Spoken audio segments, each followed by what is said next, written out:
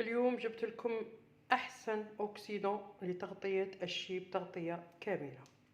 كما هو معروف في العالم الكل، يعني حاجة عالمية، أنه الشيب يتغطى بالفوليوم 20.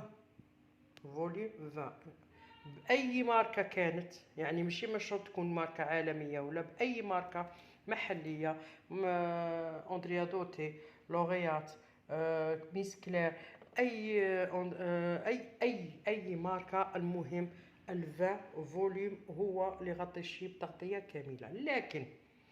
لكن كاين بزاف اللي يشتكوا ويقول لك درت بالفوليوم 20 وراح لي للشيب للاورانج، ولا راح لي لهذاك الحموريه الغو الاحمر، يعني بالعشرين اوكسيدون 20.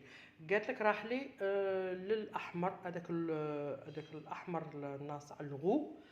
وكاين تقول لك راح لي للبرتقالي.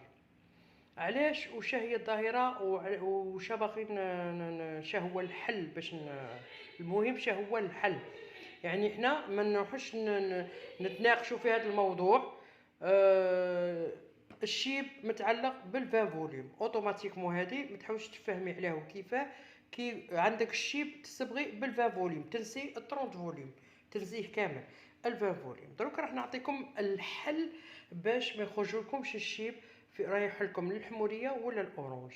يعني الا درتي الفان فوليوم ما ديريش قيس الصبغه قيس الاكسيدون، لا، ديري الصبغه. الا درتي صبغه علبه كامله، ديري هنايا علبه ناقص ربع تاع الفان فوليوم. الا درتي بالفان فوليوم ديري علبه ناقص ربع تاع اوكسيدون، مقابلتها علبه كامله من الصبغه. ماشي من الشروط علبه كامله من لوغيات، انا غير راني نوري لكم مثال. قد ديروا مورفوز، ديروا غراسياس، ديروا اي ماركه، ماشي مشكل. ماشي هذا هو المشكل. المشكل هو انكم تنقصوا من الفوليوم 20 قد ربع من القرعه.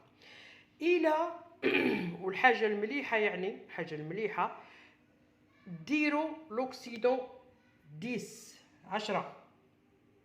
لوكسيدون 10 ديروا تيوب كومبلي، وتخلوا له الوقت من 45 دقيقة الفوق باش يتغطى الشيب. تخلوا له الوقت، يعني هذا الفوليوم 10 تاني يغطي الشيب، لكن يليق تخلوا له الوقت، يعني من 45 دقيقة الفوق. ما يخرج لكمش الشيب في رايح للحمورية ولا رايح للبرتقالي، لا.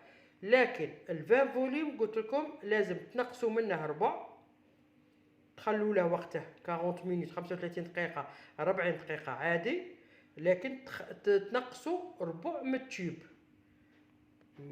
بواط علبة من الصبغة مقابلتها علبة إلا ربع من الأوكسيدون 20. وإلا درتو بالأوكسيدون 10 ديروا علبة قيس الصبغة قيس الأوكسيدون، وتخلوها من 45 دقيقة الفوق، يعني تعطوها وقتها بيخرج الشيب. هكا ما يخرج لكمش الشيب لا أحمر ولا برتقالي.